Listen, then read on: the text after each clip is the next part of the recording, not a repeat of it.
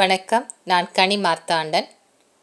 இன்றைய ஜோதிட வகுப்பில் திருமண பொருத்தம் பார்க்கின்ற பொழுது பல விதிகளை பொறுத்து திருமண பொருத்தத்தில் நட்சத்திர பொருத்தம் இருக்கா, லக்கண பொருத்தம் இருக்கா, தசா விடுதி இருக்கா, இப்படி பல விதிகள் இதுவரைக்கும் என்னுடைய ஜோதிட வகுப்பில் நீங்கள் பார்த்துருப்பீங்க.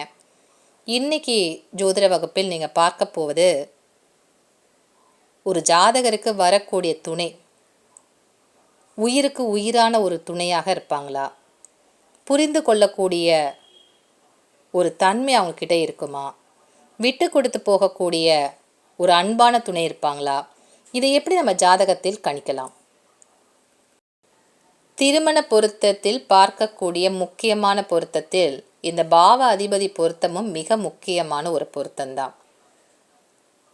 அந்த பொருத்தத்தை நம்ம எப்படி ஜாதகத்தில் திருமணத்தில் பார்க்கணுன்றது தான் இன்னைக்கு ஜோதிட வகுப்பு. இதன் மூலமாக நீங்கள் பல விதிகளை பொருத்தி பார்த்தாலும் இந்த விதி இருக்கக்கூடிய ஒரு வரன் அந்த ஜாதகருக்கு கிடைத்தால் உண்மையில் வாழ்க்கையில் அவங்களுக்கு ஒரு நல்ல துணை கிடைத்திருக்கு, வாழ்க்கை முழுவதுமே அவங்களுக்கு விட்டு கொடுத்து போகக்கூடிய அன்பான துணை கிடைச்சிருக்காங்கன்றதை நம்ம தெரிஞ்சுக்கலாம்.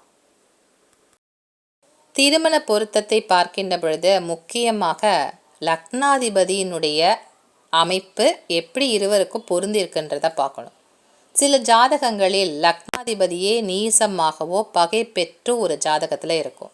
அப்போ வரக்கூடிய துணை அந்த லக்னாதிபதியான ஜாதகருக்கு ஒரு நல்ல ஒரு பலமான அமைப்பாக இருந்தால் அப்போ இருவருக்கும் இடையே நல்ல புரிதல் என்பது இருக்கும், விட்டு கொடுத்து போகக்கூடிய ஒரு துணையாக இருப்பாங்க. இது கணவன் மனைவி இருவரில் ஒருவருக்கு இந்த பொருத்தம் இருந்தாலும் ஒரு நல்ல வாழ்க்கை துணையாக இருப்பாங்க. வாழ்க்கை முழுவதுமே ஒருவருக்கு ஒருவர் உயிராக இருக்கக்கூடிய ஜாதக அமைப்பாக இருக்கும். அதை எப்படி நம்ம ஜாதகத்தில் கணிக்கணும்? இன்றைய வகுப்பில் உயிருக்கு உயிரான ஜோடி பொருத்தம் அப்படின்னு தான் போட்டிருக்கேன். இன்னைக்கு இந்த தலைப்பே அதுதான். அந்த உயிர் என்பது லக்கணத்தை பொறுத்து தான் அமையும். உயிர் தான் லக்கணம். அப்போ உயிருக்கு உயிராக அப்படின்றப்போ லக்னாதிபதிக்கு இன்னொரு பெயரும் இருக்குது, உயிரோன் அப்படின்ற பெயரும் இருக்குது. லக்கணம் உயிர் என்றால் லக்னாதிபதி உயிரோனாக இருப்பார். அப்போ இந்த உயிருக்கு உயிரான பொருத்தம் என்பது லக்னாதிபதியை கொண்டு தான் ஜாதகத்தில் கணிக்கப்படுகிறது. இந்த முக்கியமான விதி அமைப்பை பார்க்கறதுக்கு ஆண் பெண் இருவருடைய லக்கணத்தையும் ஆய்வு செய்யணும். இப்போ ஒரு ஆண் ஜாதகத்தில் லக்னாதிபதி யார், பெண்ணுடைய ஜாதகத்தில் லக்கணமான உயிர் ஸ்தானத்தில் இந்த லக்னாதிபதி அமர்ந்திருந்தால் அப்போ உயிருக்கு உயிரான துணையாக இருவரும் இருப்பாங்க. இப்போ ஒரு ஆணின் ஜாதகத்தில் உயிரோனான லக்னாதிபதி பெண்ணுடைய ஜாதகத்தில் உயிர் ஸ்தானமான லக்கணத்தில் அமர்வது சிறப்பு. அதுதான் உயிருக்கு உயிரான துணையாக விட்டு கொடுத்து போகக்கூடிய துணையாக இருப்பாங்க. இது பெண்ணுடைய ஜாதகத்துக்கும் நம்ம பொருத்தமாக எடுத்துக்கலாம். இப்போ பெண்ணுடைய ஜாதகத்தில் லக்னாதிபதியான கிரகம் ஆணுடைய ஜாதகத்தில் லக்கணத்தில் அமர்ந்திருந்தால் அப்போ அந்த ஆண் அந்த பெண்ணுக்காக விட்டு கொடுத்து போகக்கூடிய தன்மை அவருக்கு இருக்கும், புரிந்து கொள்ளக்கூடிய ஆற்றல் அந்த ஜாதகருக்கு இருக்கும். இப்படி ஒருத்தருக்கு ஒருத்தர் இந்த உயிரோனான லக்னாதிபதி சிறப்பான நிலையில் இருந்தால் ரொம்ப அருமையான ஒரு பொருத்தம் அப்படின்னு சொல்லி எடுத்துக்கலாம். இந்த உதாரண ஜாதகத்தில் ஆண் பெண் இருவருக்கும் லக்கணத்தை மட்டும்தான் நான் குறித்து வச்சுருக்கேன். உயிருக்கு உயிரான ஒரு பொருத்தம் என்பதால் இந்த உயிர் சம்பந்தப்பட்ட கிரகம் என்பது லக்னாதிபதி தான் குறிக்கும், அவர் தான் உயிரோன். அதனால் இந்த உயிரோன் எப்படி ஜாதகத்தில் பொருத்தம் இருக்குது அப்படின்றதான் பார்க்க போகிறோம். ஆணுடைய ஜாதகத்தில் உயிர் புள்ளியாக விழுந்திருக்கக்கூடிய இடம் மேஷ வீடு, மேஷமே அந்த ஜாதகருக்கு லக்கண புள்ளி. அப்போ உயிரோனாக வரக்கூடிய கிரகம் செவ்வாய். பெண்ணுடைய ஜாதகத்தில் உயிர் புள்ளி விழுந்திருக்கக்கூடிய இடம் சிம்ம வீடு, உயிரோனாக வரக்கூடிய கிரகம் சூரியன். சூரியன் தான் லக்னாதிபதி பெண்ணுக்கு. ஆணுடைய ஜாதகத்தில் இந்த உயிரோனான கிரகம் பெண்ணுடைய ஜாதகத்தில் எந்த ஸ்தானத்தில் இருந்தால் சிறப்பு. அப்போ இருவருக்கும் அந்த விட்டு கொடுத்து போகக்கூடிய தன்மை, உயிருக்கு உயிராக பழகக்கூடிய துணை, அதுதான் கணிக்க போகிறோம்.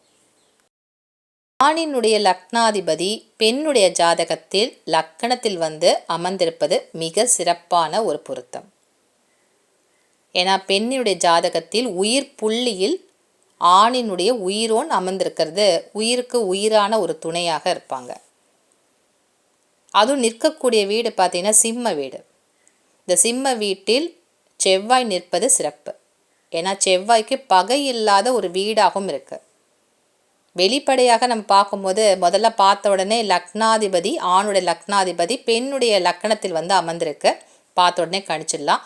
ஆனாலும் அந்த இடம் அந்த ஜாதகருக்கு பொருத்தமான ஒரு பகை இல்லாத வீடாக இருக்கான்னு பார்க்கணும். இரண்டுமே ஜாதகத்தில் பொருத்தமாக இருக்கு. அப்போ இந்த தம்பதிக்கு இடையே விட்டு கொடுத்து போகக்கூடிய தன்மை என்பதும் உயிருக்கு உயிராக பழகக்கூடிய தன்மையும் அதிகமாக இருக்கும். இதுதான் முதல் விதி. வேறு என்ன ஸ்தானங்களில் இந்த லக்னாதிபதியான உயிரோன் அமர்ந்திருந்தால் இருவருக்கும் இடையே பொருத்தம் என்பது நல்ல ஒரு பொருத்தமாக இருக்குன்னு கணிக்க முடியும். கேந்திர ஸ்தானங்களில் வரக்கூடிய துணைக்கு கேந்திர ஸ்தானங்களில் உயிரோன் அமர்ந்திருந்தால் மிக சிறப்பான பொருத்தமாக எடுத்துக்கலாம். அதில் முதல் தரமானது லக்கணத்தில் வந்து அமர்வது தான். அதற்கு இரண்டாவது கட்டமாக எடுத்துக்கொள்ளக்கூடியது கேந்திர ஸ்தானங்களில் அமரக்கூடிய லக்னாதிபதி.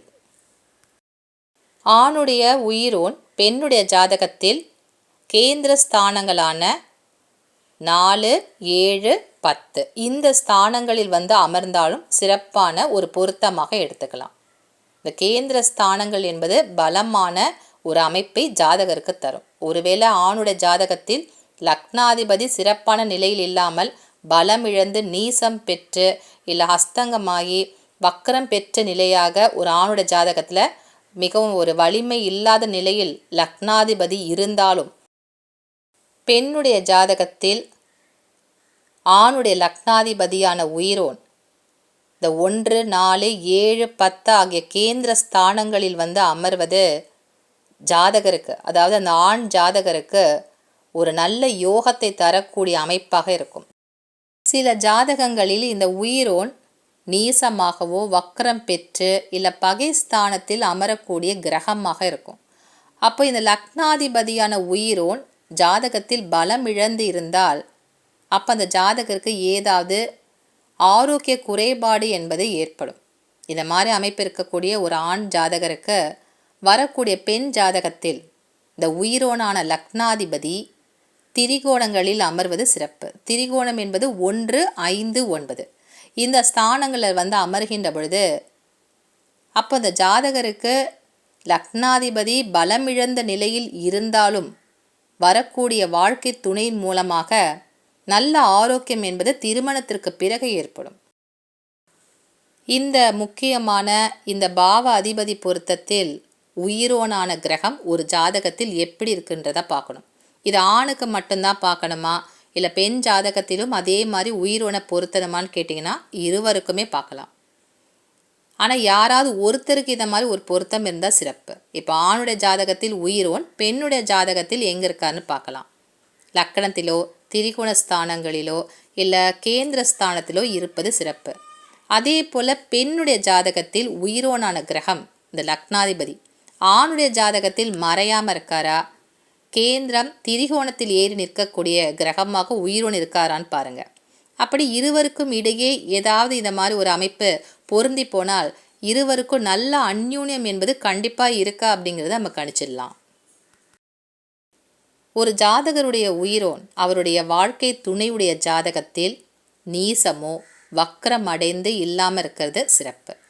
திரிகோணத்தில் அமர்வதும் மிக சிறப்பான ஒரு பொருத்தம்.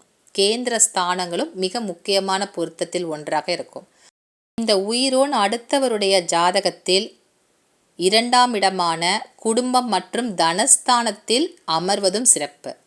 லாபஸ்தானமான 11ஆம் இடத்தில் உயிரோன் வந்து அமர்வதும் சிறப்பான ஒரு பொருத்தமாக எடுத்துக்கலாம். அப்போ எந்த இடம் வந்து எந்த ஸ்தானம் வந்து சிறப்பான பொருத்தமாக இருக்காது. பெண்ணுடைய லக்கணத்திற்கு 6, 8, 12 ஆகிய மறைவு ஸ்தானங்களில் இந்த உயிரோன் அமரக்கூடாது. ஆணுட உயிரோன் 6, 8, 12 ஆகிய ஸ்தானங்களில் வந்து அமரக்கூடாது. ஒருவேளை இந்த உயிரோன் இருக்கக்கூடிய வீடு தன்னுடைய வீடான ஆட்சி உச்சம் மூல திரிகோண வீடாக அந்த உயிரோனுக்கு இருந்தால் அப்போ அதில் விதிவிலக்கு என்பது உண்டு. மறைவு ஸ்தானங்களில் நின்றாலும் அது ஆட்சி பெறக்கூடிய சொந்த வீடாக இருந்தால் அப்போ அதுக்கு விதி விலக்கு என்பது உண்டு. திருமண பொருத்தத்தில் பார்க்கக்கூடிய இந்த பொருத்தத்திற்கு பேர் பாவ அதிபதி பொருத்தம். இந்த பொருத்தத்தில் எந்த ஸ்தானங்களை பார்க்கலாம் என்றால் லக்கணத்தை பார்க்கலாம், 2ஆம் இடத்தையும் நம்ம இந்த பொருத்தத்திற்கு அடிப்படையாக வைத்து பார்க்கலாம். ஏன்னால் தனஸ்தானத்து அதிபதி என்பதால். அடுத்தபடியாக தொழிலுக்கு அதிபதி, ஜீவனஸ்தானத்திற்கு அதிபதியான 10வது இடத்திற்குரிய அதிபதி எந்த ஸ்தானத்தில் போய் ஒரு பெண்ணோட ஜாதகத்தில் அமர்கின்றார் பார்க்கலாம். லாபத்தை தரக்கூடிய 11ஆம் இடத்த அதிபதியும் பெண்ணுடைய ஜாதகத்தில் எந்த ஸ்தானங்களில் இருக்கார்ன்றதையும் பார்க்கலாம். இந்த 4 அதிபதிகள் பாவ பொருத்தத்தில் பார்க்கலாம். ஆனாலும் மிக சிறப்பான பொருத்தம் என்பது லக்னாதிபதியான உயிரோன் இருவருடைய ஜாதகத்திலும் பலமாக இருக்கான்றதை பார்க்கணும். ஒருத்தருக்காவது இந்த விதி பொருந்தி வந்தால் அப்போ சிறப்பான பொருத்தமாக இருக்கும். இப்போ ஆணோட ஜாதகத்தில் இருக்கக்கூடிய உயிரோன் பெண்ணோட ஜாதகத்தில் மறையாமல் திரிகோணத்தில் இருக்கா அப்படின்னு சொன்னால் சிறப்பான ஒரு பொருத்தம். நல்லா புரிஞ்சுப்பாங்க, ஒருத்தருக்கு ஒருத்தர் விட்டு கொடுத்து போவாங்கன்றதை புரிஞ்சுக்கலாம். இல்லை பெண்ணுடைய ஜாதகத்தில் உயிரோனான கிரகம் ஆணுடைய ஜாதகத்தில் நீசல் பெறாமல் வக்ரம் அடையாமல் திரிகோணம் கேந்திர ஸ்தானங்களில் இருந்தாலும் அந்த ஆண் அந்த பெண்ணை நன்றாக புரிந்து கொள்வார், விட்டு கொடுத்து போவார்ன்றதை தெரிஞ்சுக்கலாம். இன்றைய ஜோதிட வகுப்பில் திருமண பொருத்தத்தில் உயிருக்கு உயிராக ஒரு கணவன் மனைவியினுடைய இல்லற வாழ்க்கை இருக்குமா அப்படிங்கிறத எப்படி நம்ம ஜாதகத்தில் இந்த பாவ அதிபதியின் பொருத்தத்தின் மூலமாக கணிக்கிறதுன்றத இன்றைக்கி நீங்கள் புரிஞ்சிட்ருப்பீங்க. மீண்டும் அடுத்த வகுப்பில் நல்ல பல விஷயங்களுடன் உங்களை சந்திக்கின்றேன். நன்றி, வணக்கம்.